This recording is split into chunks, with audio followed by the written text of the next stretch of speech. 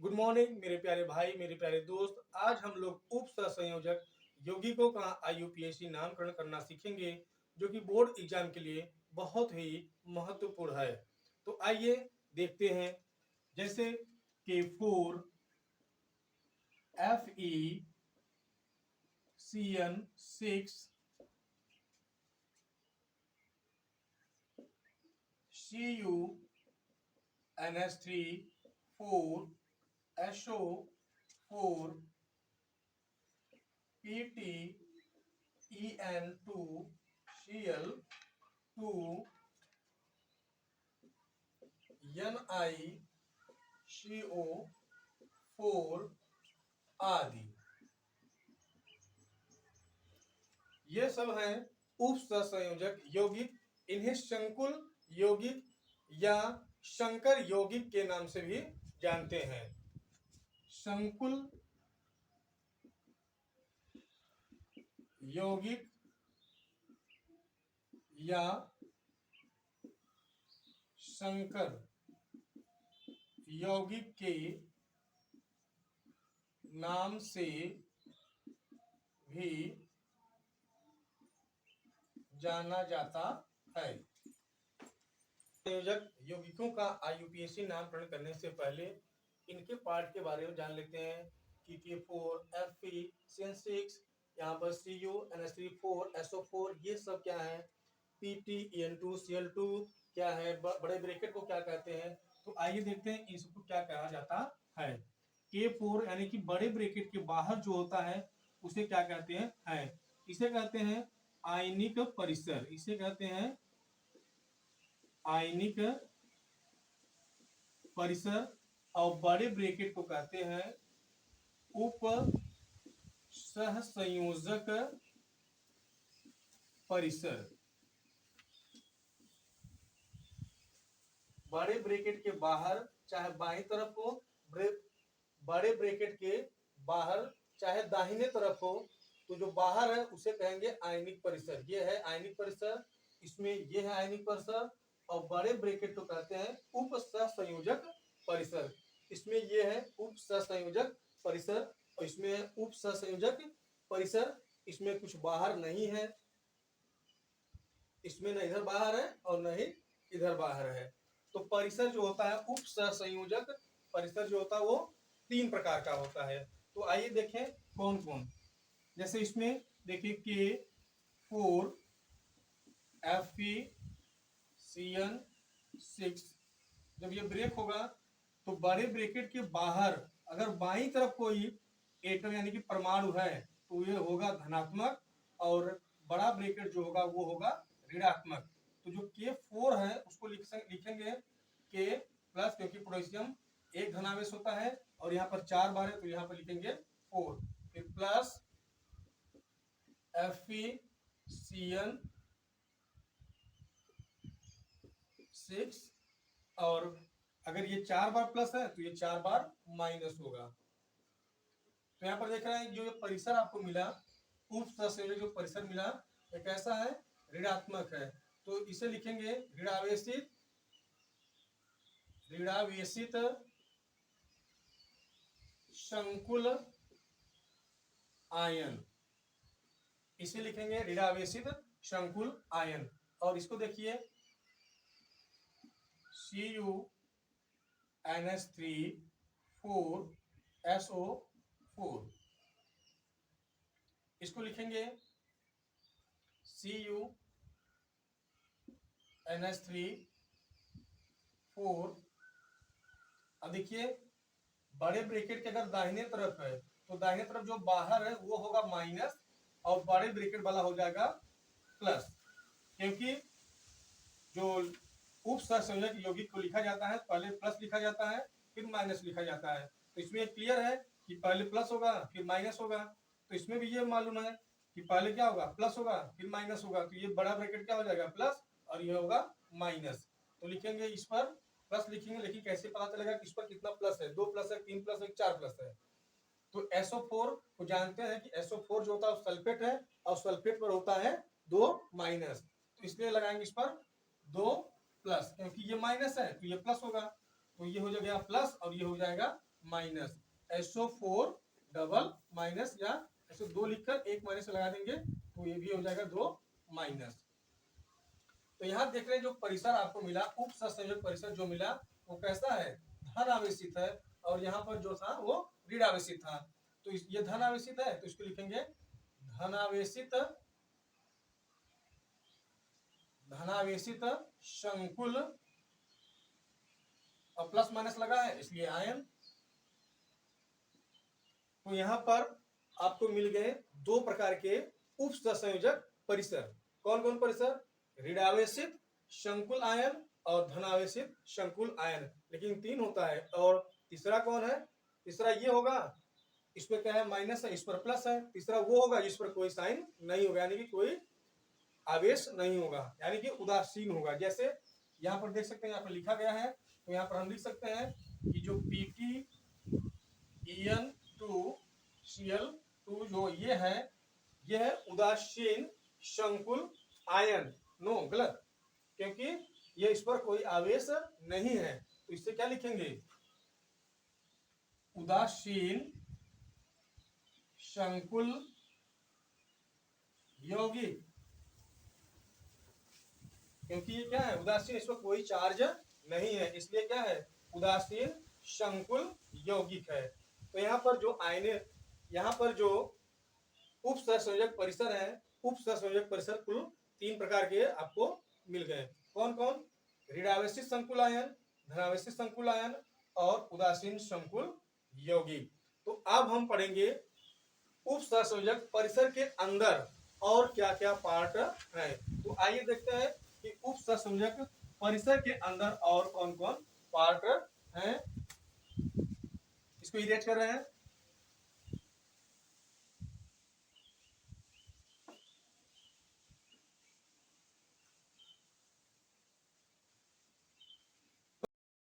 और उप सहसंयोजक परिसर के अंदर हमको देखना है कि अब उप सहसंयोजक परिसर के अंदर क्या क्या है। तो आइए देखते हैं। 4FeCN6। तो उप सहसंयोजक परिसर के बाहर नहीं, उप सहसंयोजक परिसर के अंदर हमको देखना है कि क्या क्या है। तो सबसे पहले जो लिखा होता है यहाँ पर, उसको कहते हैं धातु, केंद्रीय धातु परमाणु। केंद्रीय धातु परमाणु मतलब कि उप सहसंयोजक परिसर के अंदर सबसे पहले जो लिखा होता है वो होता है केंद्रीय धातु परमाणु। इसके जस्ट बाद जो लिखा रहेगा, जो भी रहेगा, वो क्या होता है, लिगेंड होता है।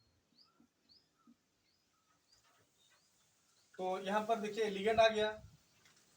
तो लिगेंड के बारे में भी आप जानेंगे कि लिगेंड क्या होता है, क्योंकि जब तक लिगेंड नहीं जानेंगे तब तक हम इसका आईयूपीएसी नामकरण नहीं कर पाएंगे। तो इसमें देख रहे हैं हमको उप सहसंयोजक परिसर के अंदर ही देखना है, बाहर नहीं देखना है। तो उप सहसंयोजक परिसर के अंदर ये हुआ आपका केंद्रीय धातु परमाणु, यानी कि जो उप सहसंयोजक परिसर है, यानी कि बड़ा ब्रैकेट है, बड़ा ब्रैकेट का जो बायां पार्ट है, इसमें 2 पार्ट है, एक ये वाला पार्ट है, ये वाला पार्ट है, ये बायां पार्ट है, ये दाहिना पार्ट है।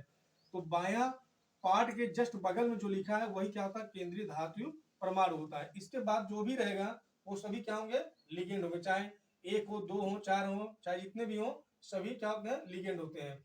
जैसे इसमें केवल एक प्रकार का लिगेंड है, और एक प्रकार का लिगेंड है, लेकिन वो कितना है, 6 बार है। एक प्रकार का लिगेंड है, सीएन यहाँ पर लिगेंड है, लेकिन वो कितनी बार है, 6 बार है। यानी कि एक प्रकार का लिगेंड है सीएन सीएन सीएन। इसमें यहाँ पर देखिए, यहाँ पर केंद्रीय धातु परमाणु कौन है, सीयू है, क्योंकि हमको परिसर के अंदर ही देखना है, बाहर नहीं देखना है। उप सहसंयोजक परिसर के अंदर देखना है। तो बड़े ब्रैकेट का जो फर्स्ट पार्ट है, यानी कि लेफ्ट पार्ट है, बायां पार्ट है, उसके बगल में क्या है, सीयू है। तो यही क्या हुआ हमारा केंद्रीय धातु परमाणु। और इसके बाद क्या जो आएंगे वही क्या होते हैं, लिगेंड होते हैं। तो यहाँ पर NH3 है, लिगेंड है, एक ही प्रकार का है, NH3 है, और कितनी बार है, 4 बार है। तो NH3 आपका क्या हुआ, लिगेंड हुआ। और SO4 ये तो बाहर है, ये क्या है, आयनिक परिसर है, इसे केवल हमको इसके अंदर देखना था। फिर यहाँ पर देखिए केवल परिसर, उप सहसंयोजक परिसर है, इसके बाहर दोनों तरफ कुछ नहीं है। और यहाँ पर जो बड़ा ब्रैकेट है उसका जो लेफ्ट वाला पार्ट है, ये वाला जो पार्ट है, इसके बगल में क्या है, पीटी है, पीटी मतलब प्लेटिनम, तो ये क्या है, धातु है। इसके बाद यहाँ पर दो तरह के लिगेंड जुड़े हुए हैं, एक ईएन 2 बार जुड़ा हुआ है और Cl2 2 बार जुड़ा हुआ है, यानी कि यहाँ पर दो अलग अलग प्रकार के लिगेंड प्लेटिनम से जुड़े हुए हैं। यहाँ पर एक ही टाइप के लिगेंड जुड़े हैं 4 प्रकार से, यहाँ पर एक ही प्रकार का लिगेंड जुड़ा हुआ है, यहाँ पर भी एक प्रकार का लिगेंड जुड़ा है, लेकिन यहाँ पर दो अलग अलग प्रकार के लिगेंड जुड़े हुए हैं। तो आइए कुछ हम लिगेंड के बारे में जान लेते हैं, पढ़ लेते हैं, समझ लेते हैं। और जब तक लिगेंड नहीं जानेंगे तब तक हम IUPAC नामकरण नहीं कर पाएंगे। तो लिगेंड जानेंगे और ऑक्सीकरण अवस्था जानेंगे। ऑक्सीकरण अवस्था जैसे ही जान जाएंगे तो हम IUPAC नामकरण करना बनाना शुरू कर देंगे। तो आइए देखते हैं कुछ महत्वपूर्ण लिगेंड। महत्वपूर्ण उदासीन लिगेंड। साधारण नाम अणुसूत्र, लिगेंड का नाम में है जल, अणुसूत्र इसका है H2O, लिगेंड के रूप में इसका नाम है एक्वा। अमोनिया, अणुसूत्र है NH3, लिगेंड के रूप में इसका नाम है amine. Carbon monoxide CO, carbonyl.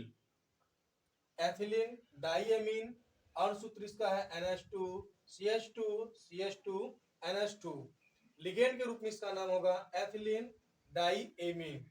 जो इसका नाम है वही लिगेंड के रूप में भी इसका नाम वही होगा, लेकिन फार्मूला में आपको शॉर्टकट में लिखा मिलेगा EN, वहां पर एथिलीन डाइएमीन या फार्मूला इतना बड़ा नहीं लिखा मिलेगा, वहां पर ये सब फार्मूला को लिखे मिलेंगे, लेकिन अगर जहाँ एथिलीन डाइएमीन आएगा वहां पर फार्मूला नहीं लिखा रहेगा, वहां पर EN लिखा रहेगा।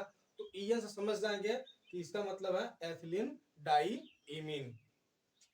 इसी प्रकार से है पिरिडीन C5H5N, तो वहां पर फार्मूला नहीं लिखा रहेगा, सीधा क्या लिखा रहेगा PY, तो PY से समझ जाएंगे वो क्या है, पिरिडीन है। तो ये रहे आपके उदासीन लिगेंड। उदासीन लिगेंड में जो अणुसूत्र है, अणुसूत्र पर कोई चार्ज नहीं होता है, चार्ज मतलब कोई आवेश नहीं रहता है, इस पर कोई प्लस माइनस नहीं रहता है।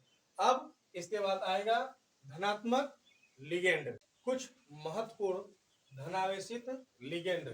नाम अणुसूत्र, लिगेंड का नाम, इसका आयनिक नाम है नाइट्रोनियम, अणुसूत्र है NO2 प्लस, नाइट्रोनियम लिगेंड के रूप में नाइट्रोनियम। आयनिक नाम है नाइट्रोसिलियम, अणुसूत्र है NO प्लस, लिगेंड के रूप में नाम है इसका नाइट्रोसिलियम। आयनिक के रूप में इसका नाम है हाइड्रोनियम, अणुसूत्र है H3O प्लस हाइड्रोनियम। फिर इसका हाइड्रोजीनियम, अणुसूत्र है NH2 NH3 प्लस, लिगेंड के रूप में नाम है हाइड्रोजीनियम। यहाँ पर देख रहे हैं कि धनावेशित लिगेंड में जो इसका आयनिक नाम है वही इसका लिगेंड के रूप में नाम है। अणुसूत्र में सभी में सिंगल सिंगल यानी कि एक एक धन आवेश लगा हुआ है। तो ये रहा कुछ महत्वपूर्ण धनावेशित लिगेंड जो कि IUPAC नामकरण करने में बहुत ही उपयोगी है। कुछ महत्वपूर्ण ऋणावेशित लिगेंडों के नाम। आयनिक नाम अणुसूत्र, लिगेंड का नाम halide ion X minus F minus Cl minus Br minus. X minus मतलब ये है कि ये जो है हाइड्रोजन ग्रुप के परमाणु हैं, हाइड्रोजन ग्रुप के परमाणु को X से प्रदर्शित किया जाता है, जिसके अंतर्गत फ्लोरीन क्लोरीन ब्रोमीन आते हैं, इन पर एक एक ऋण आवेश लगा हुआ है, इसलिए इसे फ्लोराइड क्लोराइड ब्रोमाइड और आयोडाइड भी होता है इसमें। और इसका लिगेंड के रूप में इसका नाम होता है हाइलो या halido. Cyanide ion Cn minus, इसका लिगेंड के रूप में नाम है शाइनो या cyanido. Acetate ion CH3COO minus acetato. Amide ion NH2 minus amido. Nitrate ion NO3 minus, ligand के रूप में इसका नाम है nitrato. Sulphate ion SO4 double minus sulphato. Carbonate ion CO3 double minus carbonato. Oxalate ion C2O4 double minus oxalato. ऋणावेशित ligand में जो आयनिक नाम है, आयनिक नाम में O जोड़ना होता है। क्या जोड़ना होता है? O जोड़ने पर उसका लिगेंड नाम प्राप्त हो जाता है। जैसे यहाँ पर देख सकते हैं हाइलाइट का हाइलाइडो, साइनाइड का साइनाइडो, एसीटेट का एसीटेटो, एमाइड का एमाइडो, नाइट्रेट का नाइट्रेटो, सल्फेट का सल्फेटो, कार्बोनेट का कार्बोनेटो, ऑक्जुलेट का ऑक्जुलेटो। जब आईयूपीएसी नामकरण करने लगेंगे और वहां पर ऋणावेशित अगर लिगेंड है तो उनका जो नाम लिखेंगे, उनके नाम में जो उसका आयनिक नाम होगा उसके आयनिक नाम में ओ जोड़ देंगे तो उसका आईयूपीएसी नाम हो जाएगा। जैसे यहाँ पर देख रहे हैं कि साइनाइड का साइनाइडो, एसीटेट का एसीटेटो, हाइलाइट का हाइलाइडो। तो ये रहे कुछ ऋणावेशित लिगेंडों के नाम। उप संयोजक यौगिकों का आईयूपीएसी नामकरण करने के लिए धातु की ऑक्सीकरण अवस्था निकालना भी सीखना होगा। तो आइए धातु की ऑक्सीकरण अवस्था निकालना सीखें। धातु की ऑक्सीकरण अवस्था कैसे निकाला जाता है। जैसे यहाँ पर मान लेते हैं कोई उप संयोजक यौगिक है, जैसे यही मान लीजिए K4FeCN6, यही कोई उप संयोजक यौगिक है और इसकी धातु की ऑक्सीकरण अवस्था निकालनी है।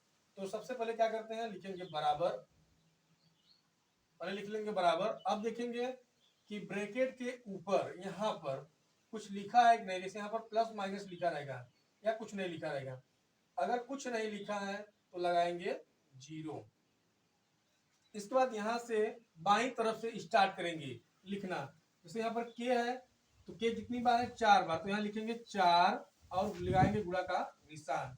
4 गुणे और पोटेशियम का कितना होता है, +1 होता है, तो यहाँ पर लिखेंगे +1। फिर इसके बाद अब क्या Fe है, Fe के पहले K4 है तो यहाँ पर लगाएंगे प्लस Fe है, Fe का ही निकालना है क्योंकि Fe क्या है, धातु है। धातु तो ये भी है लेकिन हमको क्या निकालना है, केंद्रीय धातु की ऑक्सीकरण अवस्था।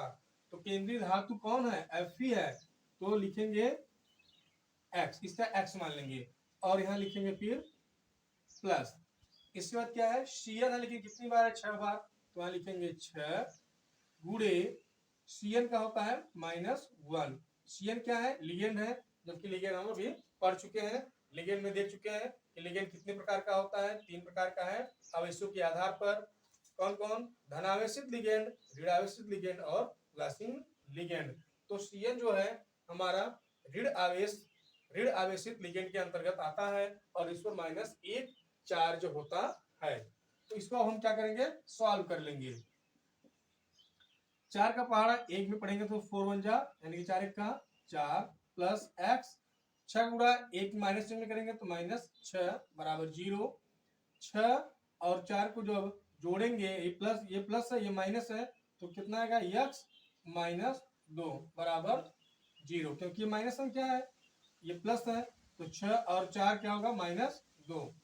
तो x बराबर, ये माइनस इधर उधर जाएगा, प्लस हो जाएगा, तो +2, यानी कि K4FeCN6 में धातु की जो केंद्रीय धातु परमाणु है, यानी कि जो Fe है, उसकी ऑक्सीकरण जो अवस्था है वो +2 है।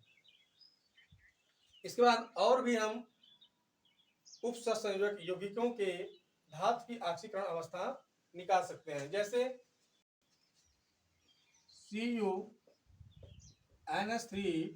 4SO4, तो यहाँ पर सबसे पहले देखेंगे बड़े ब्रैकेट के ऊपर कुछ लगा है कि नहीं, यहाँ पर कुछ नहीं लगा है तो लिखेंगे बराबर 0। अब यहाँ से शुरू करेंगे बाएं तरफ से, तो ब्रैकेट के बाहर यहाँ बाएं तरफ कुछ नहीं है, सीधा कापर है, कापर का इनको निकालना है ऑक्सीकरण अवस्था। तो इसका ऑक्सीकरण अवस्था निकालना, तो इसको हम मान लेंगे x, फिर लगाएंगे प्लस, फिर NH3 है, ये लिगेंड है और कितनी बार, ये 4 बार है, तो लिखेंगे 4 गुणे, और NH3 क्या है, उदासीन लिगेंड है कि ऋणावेशित है कि धनावेशित है, अभी आप पढ़ चुके हैं। तो ये कैसा लिगेंड है, उदासीन लिगेंड है, तो इसलिए NH3 का जो यहाँ पर आवेश होगा वो 0 होगा। फिर लिखेंगे प्लस अब SO4 का, क्योंकि इसका हो गया x, इसका लिख दिया यहाँ पर। अब SO4 का, SO4 का क्या होता है, ये क्या है, सल्फेट है, और सल्फेट पर 2 ऋण आवेश होता है, इसलिए यहाँ पर लगाएंगे -2। यहाँ पर देखिए अलग अलग यस का, ओ का नहीं लिखेंगे, यहाँ पर हम डायरेक्ट सल्फेट का जानते हैं, SO4 का, -2 होता है, इसलिए हम लगा देंगे -2। तो यहाँ फिर अब लिखेंगे, इसको सॉल्व कर लेंगे। यक्स 4 का यानी कि 4 गुणा 0 में करेंगे तो 0, ये आ जाएगा -2 बराबर 0। तो x बराबर -2 उधर जाएगा, क्या हो जाएगा +2। यहाँ भी CuNH3 4SO4 उप सहसंयोजक यौगिक यानी कि संकुल यौगिक का जो धातु की आक्सीकरण अवस्था है वो कितनी आ गई, +2। आइए कुछ उदासीन संकुल यौगिकों का आक्सीकरण अवस्था निकालते हैं। यहाँ पर एक उदासीन संकुल यौगिक है और एक ये है, तो इसकी आक्सीकरण अवस्था निकालना है। तो सबसे पहले क्या करते हैं, देखते हैं कि इस बड़े ब्रैकेट के ऊपर कोई आवेश है कि नहीं है। तो इस बड़े ब्रैकेट के ऊपर कोई आवेश नहीं है। आवेश का मतलब ये है कि इस पर कोई प्लस माइनस नहीं है। जब इस पर कोई प्लस माइनस नहीं है तो सबसे पहले क्या लिखेंगे, बराबर, और लगाएंगे 0। अब इसमें देखेंगे कि धातु कौन है। धातु को पहचानते कैसे हैं, जो बड़ा ब्रैकेट होता है, बड़ा ब्रैकेट में जो बायां वाला पार्ट होता है बड़ा ब्रैकेट का, उसके बगल में ही क्या होता है, धातु होता है। तो धातु की जगह हम लोग लिखेंगे x। तो यहाँ पर हो जाएगा x, फिर लगाएंगे प्लस। इसके बाद देखिए अब लिगेंड को लिखेंगे। तो लिगेंड यहाँ पर कितनी बार है, लिगेंड 2 है, एक En2 है, एक En है और एक Cl है। तो En2 मतलब कि 2 बार ये है, तो 2, और En मतलब है एथिलीन डाई एमीन। आपको लिगेंड में बताया गया है कि जो एथिलीन डाई एमीन है फार्मूला में वो 60 में लिखा रहेगा En। तो En जो है एथिलीन डाई एमीन है जो कि उदासीन है, तो इस पर कोई आवेश नहीं है, ये 0 इस पर आवेश होता है। यहाँ पर लिखेंगे 0, फिर लगाएंगे प्लस। अब बारी आ गई Cl की। तो क्लोरीन कितनी बार है, 2 बार, ये भी है, तो लिखेंगे यहाँ पर 2, फिर लगाएंगे गुणा। और Cl पर कितना आवेश होता है, -1, जो कि हम लिगेंड में पढ़ चुके हैं। इस पर आवेश कितना होता है, -1। इस पर आवेश होता है -1। अब इसको हम क्या करेंगे, सॉल्व करेंगे।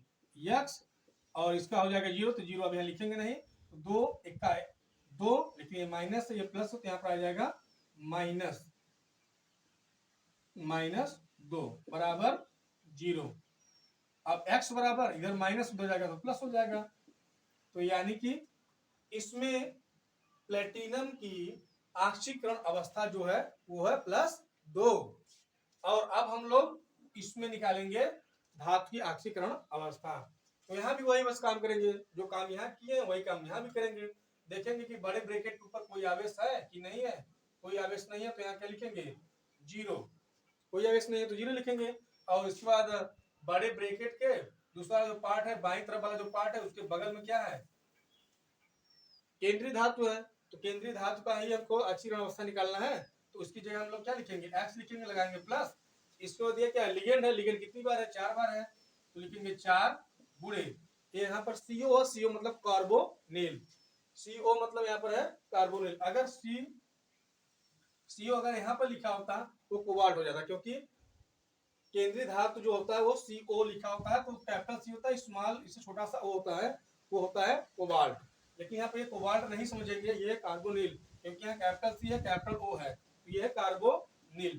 तो कार्बोनिल एक क्या है, लिगेंड है। एक कार्बन मोनोऑक्साइड है, कार्बन मोनोऑक्साइड है, लेकिन इसको पढ़ते हैं क्या है, कार्बोनिल, जो कि ये क्या है, उदासीन है। तो यहाँ पर भी आवेश क्या होगा, 0। अगर इस पर आवेश 0 है तो ये भी क्या हो जाएगा, 0, यानी कि x बराबर 0। यानी कि NiCO4 की जो इसमें निकिल है लगा हुआ है, जो निकिल ये है, इस निकिल की आक्सीकरण जो अवस्था है वो क्या है, 0 है। तो हम लोग उप सहसंयोजक यौगिकों की धातु की आक्सीकरण अवस्था निकालना सीख चुके हैं। मैं उम्मीद करता हूं कि आप भी सीख चुके होंगे। तो हम लोग उप सहसंयोजक यौगिकों के धातु की आक्सीकरण अवस्था निकालना सीख चुके हैं। और अब हम लोग उप सहसंयोजक यौगिकों के IUPAC नामकरण करना शुरू करते हैं। आइए किसी भी उप सहसंयोजक यौगिक का IUPAC नामकरण कैसे किया जाता है, आइए अब करना सीखते हैं। आइए देखते हैं यहाँ पर कि किसी उप सहसंयोजक यौगिक का IUPAC नामकरण कैसे करते हैं।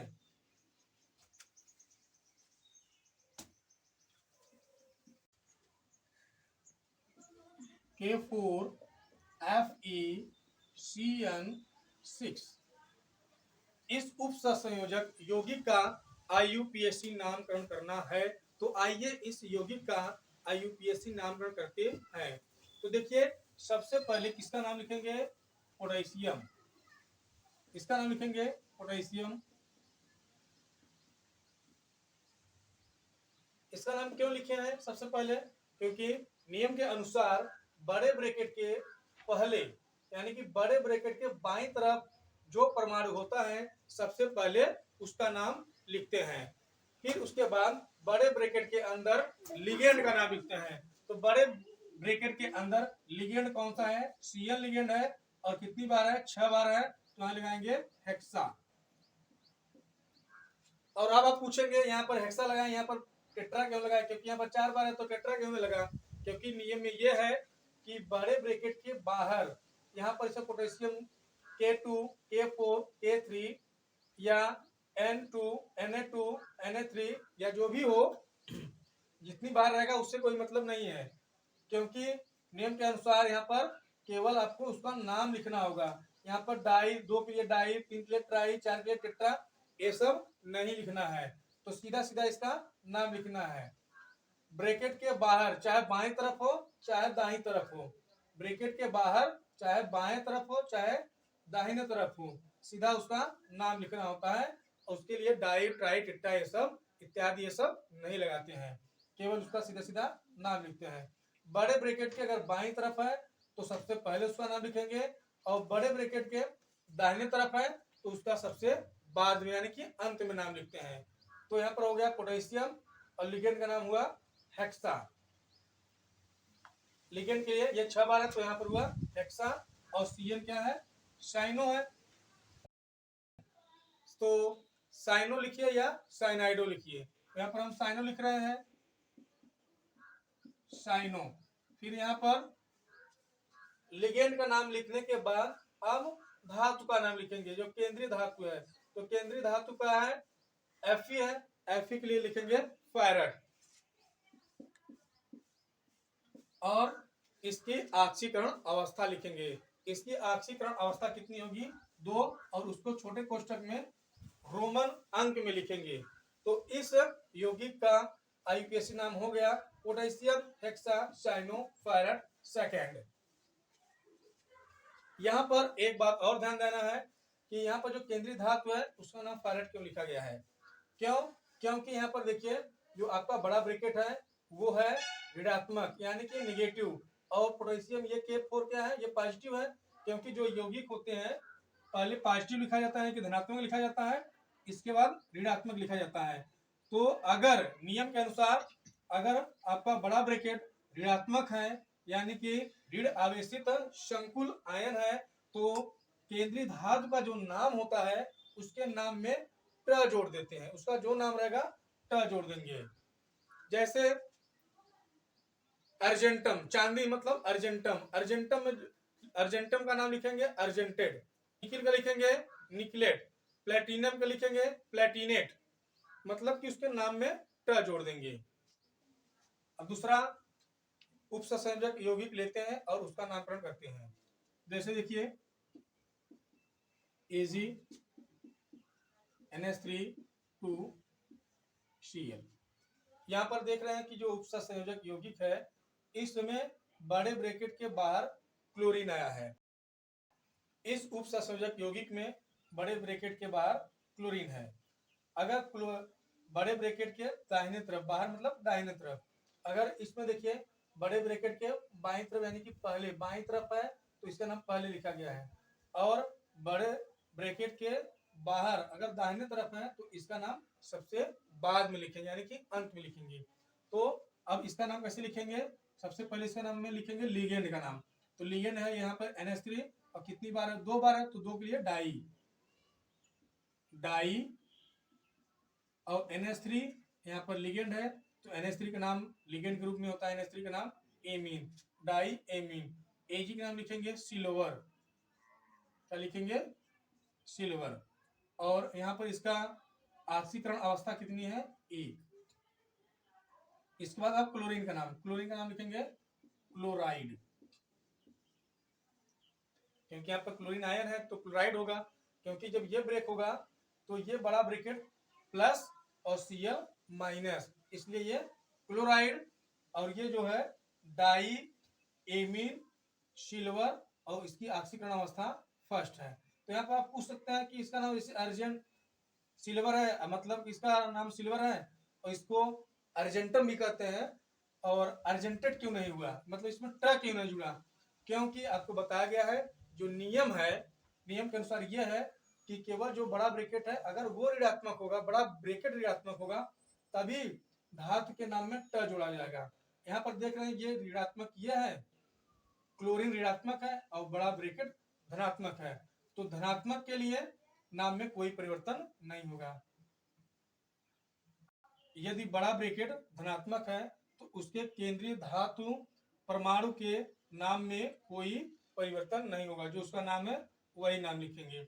और यहाँ पर कैसे जानेंगे कि कौन धनात्मक होगा और कौन ऋणात्मक होगा, क्योंकि उपसंयोजक यौगिक जो लिखा जाता है तो सबसे पहले अगर ब्रैकेट के बाहर कुछ लिखा गया है, ब्रैकेट के बाहर लिखा गया है यानी कि बाएं तरफ है तो धनात्मक होगा और ब्रैकेट ऋणात्मक होगा। अगर ब्रैकेट पहले है और कुछ एटम बाद में लिखे गए हैं तो ब्रैकेट धनात्मक होगा और ये ऋणात्मक होगा। तो ये जो धनात्मक है तो धनात्मक के लिए नाम में कोई परिवर्तन नहीं, जैसे है वैसे ही लिखेंगे।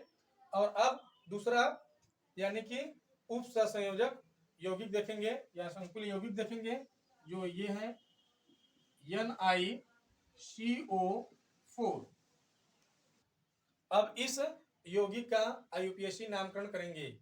तो देखिए इस ब्रैकेट के बाहर इस साइड और इस साइड दोनों तरफ कुछ परमाणु नहीं है, तो इसका सीधा सीधा हम नाम लिखेंगे इसका लिगेंड का। तो लिगेंड कितनी बार है, 4 बार है, और एक ऐसा संकुल है उदासीन संकुल यौगिक है और इस पर कोई आवेश नहीं है, तो इसके लिगेंड का नाम, और इसके बाहर भी कुछ नहीं है, तो सबसे पहले लिगेंड का नाम लिखेंगे। तो लिगेंड का नाम लिखने से पहले लिगेंड कितनी बार है, 4 बार है, तो लिखेंगे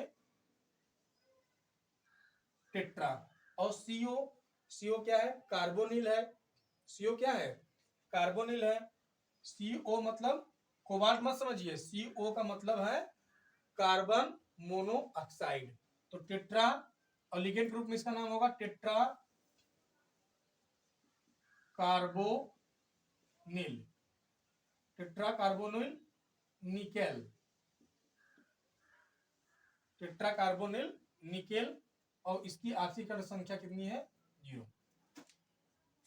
यहाँ आप ये पूछ सकते हैं यहाँ पे निकलेट क्यों नहीं हुआ, निकेल है तो निकलेट क्यों नहीं है, क्यों नहीं हुआ। तो यहाँ आपको बता दे रहे हैं कि नियम में ये है कि जो बड़ा ब्रैकेट है अगर वो उदासीन हो या धनात्मक हो, धनात्मक हो या उदासीन हो, तो केंद्रीय धातु जो होता है उसका नाम जो होता है वही लिखते हैं।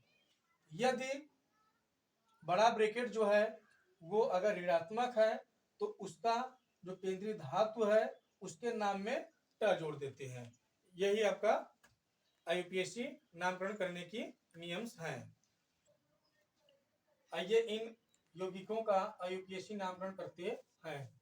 तो देखिए सबसे पहले बड़े ब्रैकेट के बाईं तरफ क्या लिखा हुआ है, K3 है यानी कि पोटेशियम है, तो सबसे पहले इसका नाम लिखेंगे क्योंकि नियम के अनुसार यही है कि बड़े ब्रैकेट के बाईं तरफ यानी कि जो बड़े ब्रैकेट के बाईं तरफ सबसे पहले होता है उसका नाम सबसे पहले लिखते हैं। तो पोटेशियम यहाँ पर है तो लिखेंगे पोटेशियम,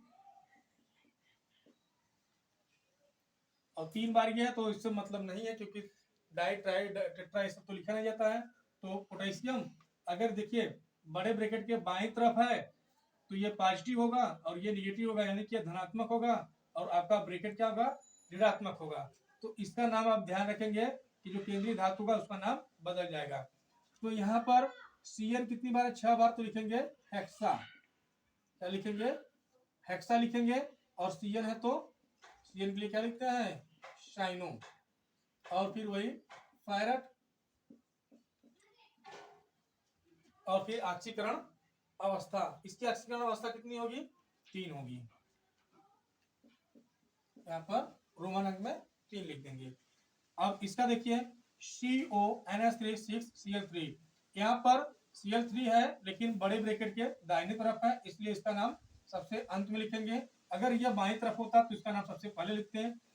और अब देखिए बड़ा ब्रैकेट है और ये Cl3 है, तो ये क्या होगा, धनात्मक होगा और ये ऋणात्मक होगा। ये ऋणात्मक है तो ये क्या है, धनात्मक है। तो सबसे पहले लिगेंड का नाम लिखेंगे, कितनी बार ये है, 6 बार, तो इसका नाम लिखेंगे हेक्सा। हेक्सा NH3 के लिए NH3 का लिगेंड नाम क्या है, एमीन। हेक्सा एमीन कोबाल्ट, क्योंकि ये धनात्मक है तो इसका जो नाम होता है वही नाम लिखेंगे। कोबाल्ट नाम है तो कोबाल्ट ही लिखेंगे। अगर ये ऋणात्मक होता बड़ा ब्रैकेट तो कोबाल्टेट लिखते हैं, लेकिन ये ऋणात्मक ही है तो ये क्या होगा, बड़ा ब्रैकेट आपका धनात्मक होगा, इसलिए हेक्सा एमीन कोबाल्ट। और इसकी ऑक्सीकरण संख्या कितनी होगी, एमीन NH3 की 0 होगी और क्लोरीन की -3 होगी, उधर जाएगा +3 होगा, तो यहाँ पर लिखेंगे 3। और Cl3 3 बार है तो दो यहाँ पर 2 लिखा हो, 3 लिखा हो, तो उसके लिए डाई ट्राई ये सब नहीं लगाते हैं, सीधा क्या लिखेंगे, क्लोरीन तो लिखेंगे क्लोराइड। क्लोराइड। अब इसका IUPAC नामकरण करते हैं। बड़े ब्रैकेट के बाहर कुछ नहीं है, सीधा अंदर है।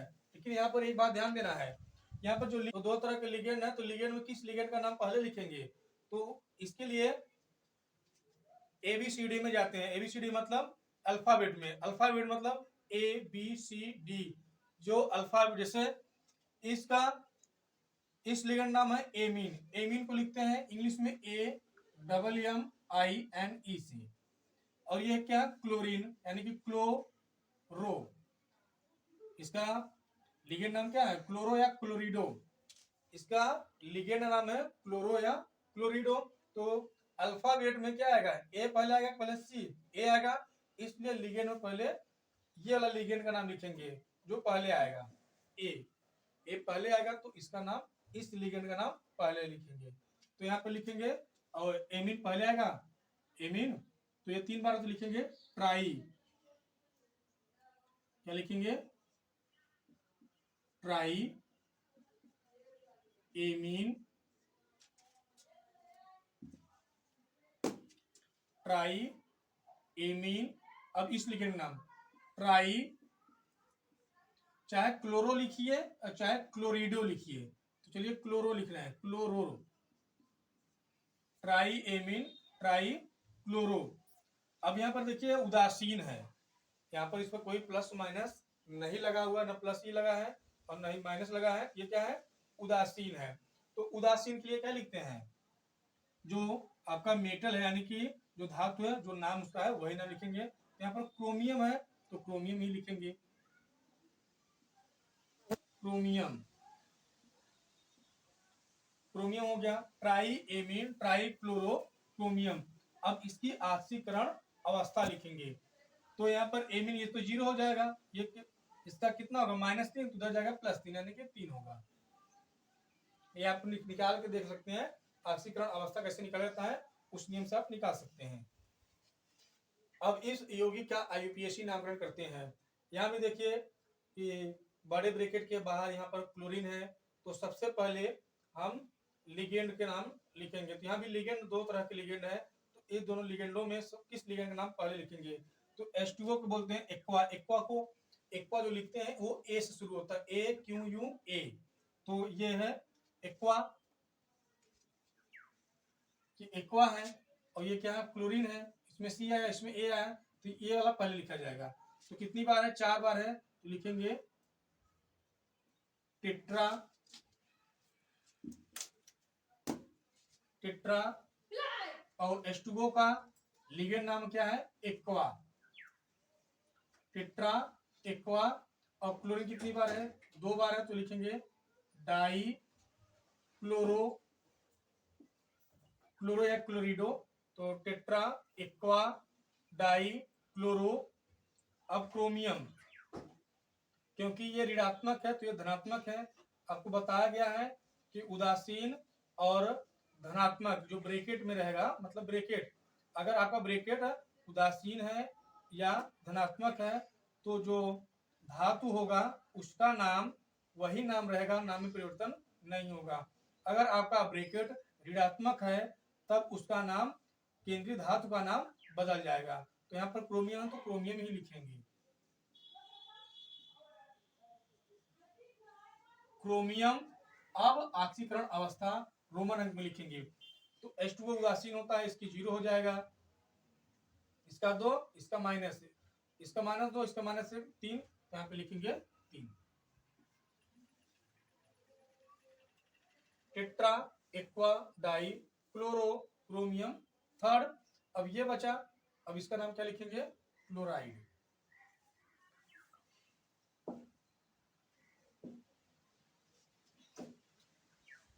तो यहाँ पर देखिए CrH2O6 3+, मतलब यहाँ पर आयन लगा, प्लस माइनस लगा हुआ है, यहाँ पर प्लस है, यहाँ पर माइनस, यहाँ पर प्लस। तो यानी कि यहाँ पर प्लस माइनस लगा हुआ है तो धनावेशित ऋणावेशित है। और ब्रैकेट के बाहर कोई भी परमाणु उपस्थित नहीं है, न इसमें है, न इसमें है, न इसमें है। तो सीधा सीधा हमें ब्रैकेट के अंदर लिगेंड के नाम से प्रारंभ करना है। तो यहाँ पर लिगेंड कितनी बार है, 6 बार है। तो 6 के लिए क्या लिखेंगे, हेक्सा, 6 के लिए हेक्सा। और कैसा लिगेंड है आपका, H2O है, H2O का नाम होता है लिगेंड में एक्वा, हेक्सा एक्वा। अब chromium, chromium third ion, hexa aqua chromium third ion. सबसे पहले इसको लिखेंगे कितनी बार, यहाँ पर है लिगेंड कितनी बार है, 6 बार है। तो हेक्सा, लिगेंड आपका क्या है, H2O, H2O का लिगेंड नाम है एक्वा। क्रोमियम, क्रोमियम इसकी ऑक्सीकरण संख्या, यानी कि इसमें क्रोमियम की ऑक्सीकरण संख्या कितनी है, 3 है, तो रोमन अंक में 3 लिखेंगे। और आयन प्लस माइनस है तो आयन। तो यहाँ पर आप ये पूछ सकते हैं कि क्रोमियम का नाम क्यों बदला नहीं, क्रोमेट क्यों नहीं हुआ। क्रोमेट इसलिए नहीं हुआ क्योंकि यहाँ पर आपका जो उप संयोजक परिसर है ये कैसा है, धनात्मक है। तो धनात्मक और उदासीन के लिए केंद्रीय परमाणु का नाम नहीं बदलता है, केवल वो ऋणात्मक के लिए केंद्रीय परमाणु का नाम बदलता है। तो उसके नाम में ट जोड़ देते हैं। तो इसमें ऐसा नहीं था, तो इसमें परिवर्तन नहीं किया गया है। अब इसमें परिवर्तन होगा क्योंकि ये क्या है, आपका जो यहाँ पर संकुल है ये ऋणावेशित है। तो इसमें भी क्या, ब्रैकेट के बाहर कुछ है नहीं, तो सीधा हम लिगेंड से स्टार्ट करेंगे। तो कितनी बार यहाँ पर, 6 बार। तो लिखेंगे हेक्सा, 6 के लिए हेक्सा। यहाँ पर आपका CN है साइनाइड, तो साइनाइड का लिगेंड नाम होता है साइनो, साइनो हेक्सा साइनो। इसके बाद अब Fe है, Fe के लिए क्या होता है, पायरेट। और इसकी ऑक्सीकरण संख्या कितनी होगी, 2।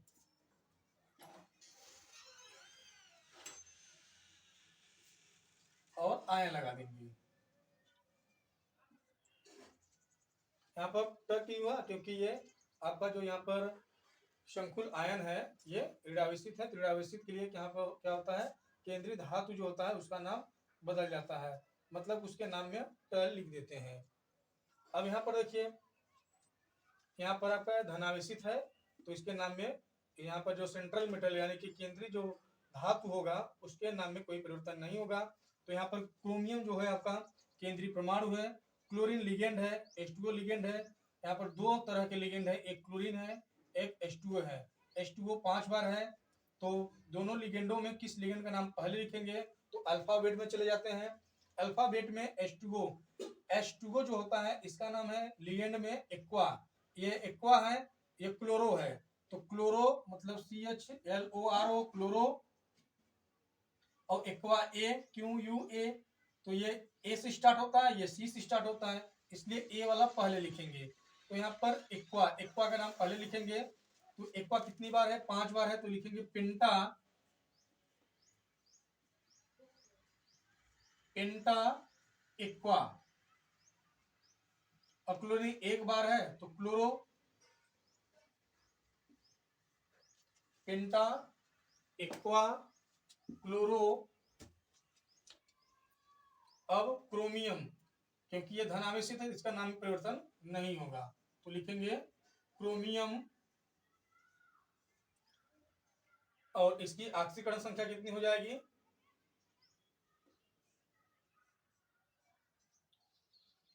3,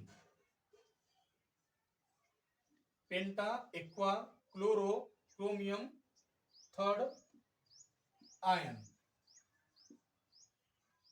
क्योंकि क्लोरीन का ऑक्सीकरण संख्या, क्लोरीन का जो आवेश है -1 है, इसका 0 हो जाएगा, तो बराबर किधर -1 होगा और बराबर उधर +2, तो माइनस उधर जाएगा, तो +2 और -1 मिलकर +3, यानी कि ऑक्सीकरण संख्या कितनी हो जाएगी? +3 हो जाएगी। तो इस प्रकार संकुल आयनों का आईयूपीएसी नामकरण आप देख लिए। आइए कुछ संकुल आयन और संकुल यौगिकों का आईयूपीएसी नामकरण करते हैं। तो यहाँ देखिए, बड़े ब्रैकेट के बाहर कोई भी परमाणु नहीं है, तो सीधा हम बड़े ब्रैकेट के अंदर यानी कि लिगेंड का नाम लिखेंगे। तो लिगेंड यहाँ पर कौन लिगेंड है? यहाँ पर एथिलीन ईएन है, तो इसका नाम है एथिलीन डाइएमीन। तो लिखेंगे छोटे ब्रैकेट में एथिलीन डाइएमीन। एथिलीन डाइएमीन लिखेंगे छोटे ब्रैकेट में। क्यों लिखेंगे? अभी बता रहे हैं कि एथिलीन डाइएमीन को छोटे ब्रैकेट में क्यों लिखा गया है। और एथिलीन डाइएमीन कितनी बार है? 2 बार है। एथिलीन डाइएमीन ईएन कितनी बार है? 2 बार है। एथिलीन डाइएमीन लिख दिए, और यहाँ पर 2 है तो 2 के लिए यहाँ पर एथिलीन डाइएमीन जो लिखे हैं उसके पहले लिखेंगे 20। अब यहाँ पर 20 क्यों लिखा गया है? क्योंकि जो एथिलीन डाइएमीन है, एथिलीन डाइएमीन में डाई देखिए पहले ही आ चुका है। अगर यहाँ पर डाई, ट्राई, टेट्रा ये सब अगर आ गया है और उसके बाद यहाँ पर जैसे 2, 3, 4, 5 यहाँ पर आता है, उसके लिए दूसरा शब्द का प्रयोग करते हैं। जैसे यहाँ पर 2 के लिए 20, अगर यहाँ पर 3 होता तो यहाँ लिखते हैं ट्रिस, 4 के लिए टेट्रा केस, 5 के लिए पेंटा केस, तो यहाँ पर 2 है तो 2 के लिए 20। तो 20 एथिलीन डाइएमीन, और इसके बाद अब केंद्रीय परमाणु का नाम लिखेंगे। तो केंद्रीय परमाणु का है यहाँ पर निकेल, तो यहाँ लिखेंगे निकेल। और इसकी ऑक्सीकरण अवस्था कितनी है? क्योंकि यहाँ पर एथिलीन डाइएमीन क्या है? उदासीन है, इसलिए यहाँ पर इसका जो हो जाएगा ऑक्सीकरण अवस्था +2, यानी कि रोमन अंक में 2 लिख देंगे। और ये आयन ग्रुप में है तो यहाँ लगा देंगे आयन। और इसी प्रकार से इसका भी करते हैं। यहाँ पर देखिए 2 लिगेंड है, एक ईएन है और एक सीएल है, और बड़े ब्रैकेट के बाहर कुछ है नहीं तो उसका नाम नहीं लिखेंगे। तो यहाँ पर ईएन है, ईएन मतलब एथिलीन डाइएमीन, और ये क्या है? क्लोरीन है। तो एथिलीन और क्लोरीन, एथिलीन को ई से लिखेंगे और क्लोरीन को सी से, क्योंकि 2 लिगेंड है तो दोनों लिगेंड में पहले कौन लिखा जाएगा? तो सी पहले आता है, ई बाद में, यानी कि सी का नाम पहले लिखेंगे, यानी कि सी क्लोरीन लिगेंड का नाम पहले लिखेंगे। तो क्लोरीन लिगेंड का नाम क्या हो जाएगा? क्लोरीन कितनी बार है? 2 बार है, तो 2 के लिए क्या लगेंगे? डाई क्लोरिडो या क्लोरो, डाई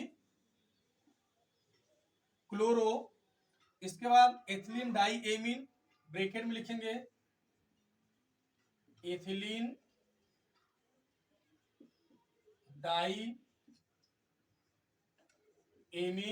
और इसके पहले देखिए यहाँ पर 2 लगा हुआ है तो यहाँ लगाएंगे 20,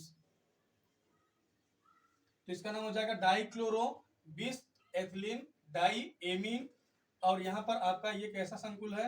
धनात्मक है, इसलिए यहाँ पर जो केंद्रीय परमाणु है उसका नाम जो नाम है वही नाम लिखेंगे। अगर ये ऋणात्मक होता तो इसका नाम बदल के उसमें ट जोड़ देते हैं। जैसे कोबाल्ट है, कोबाल्टेट लिख देते हैं, यहाँ पर तो कोबाल्ट ही लिखेंगे, कोबाल्ट। और इसका केंद्रीय परमाणु का ऑक्सीकरण अवस्था कितना होगा? ईएन क्या है? उदासीन है, और क्लोरीन -2 होगा तो उधर जाएगा तो प्लस हो जाएगा, तो +1 पहले से है और -2 और +2 और, तो कुल मिलाकर 3 हो जाएगा, कुल मिलकर 3, और लगा देंगे आयन, क्योंकि आयन के रूप में है। यहाँ पे देखिए ये जो संकुल है ये उदासीन है, और यहाँ प्लेटिनम En2 Cl2 बाहर कुछ नहीं है, तो सबसे पहले क्लोरीन, और वही देखिए जो यहाँ पर है वही यहाँ पर भी है, तो सबसे पहले क्या लिखेंगे? डाई क्लोरो 20, क्योंकि ये 2 बार है 20, ethylene diamine, dichloro 20 ethylene diamine. और यहाँ पर ये क्या है, उदासीन है, तो प्लेटिनम का प्लेटिनम ही लिखेंगे, प्लेटिनम। और इसकी ऑक्सीकरण अवस्था कितनी होगी, ये उदासीन है और ये 2 हो जाएगा। आयन के रूप में ये है नहीं, तो यहाँ पर आयन कुछ नहीं लिखेंगे, सीधा ऐसे लिखेंगे।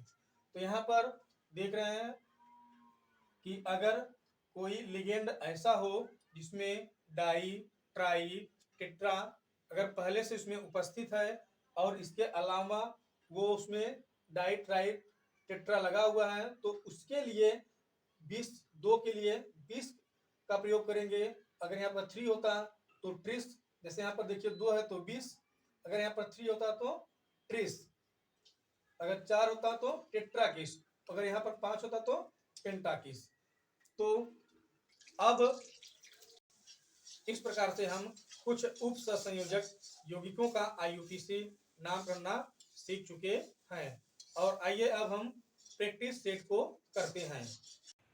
ये रहा कुछ महत्वपूर्ण उप सहसंयोजक यौगिकों का प्रैक्टिस सेट। आप इन उप सहसंयोजक यौगिकों का IUPAC नामकरण करने का अभ्यास करें और जिन उप सहसंयोजक यौगिकों का अभ्यास करने में आपको समस्या हो उनको कमेंट बॉक्स में कमेंट करें।